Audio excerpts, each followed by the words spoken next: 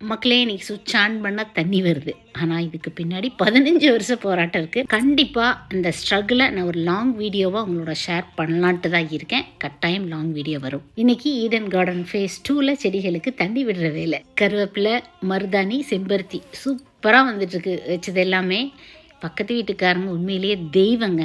October நவம்பரில் நல்லா மழை பெஞ்சது பார்த்தீங்களா? அப்போ சரி இவங்கெல்லாம் தாங்குவாங்க அப்படின்னு சொல்லிட்டு மருதாணி, செம்பருத்தி, கருவேப்பிலை வச்சுட்டேன். அதுக்கப்புறம் பார்த்தீங்கன்னா இன்றைக்கி வரும் கரண்ட்டு, நாளைக்கு வரும் கரண்ட்டு, இவ்வளோ நாள் ஆயிடுச்சு.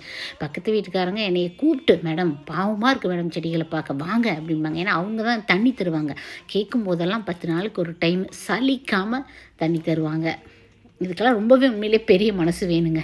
அப்புறம் ஏற்ற வீட்டில் ஒரு மரம் இருக்குது. அந்த மரத்துலேருந்து ஏகப்பட்ட இலைகள் விழுகுது. ஆஹா, நல்லதாக போச்சு. நம்மளுக்கு கார்பன் வேணும் இல்லையா? மல்ச்சிங் எல்லா இலைகளையும் எடுத்து எல்லா செடிகளையும் போட்டேன். நம்மளோட ஹேர் ஆயில் தயாரிப்புக்கான மூலிகைகள் மட்டும் இங்கு வளர்க்கப்படும். Happy gardening.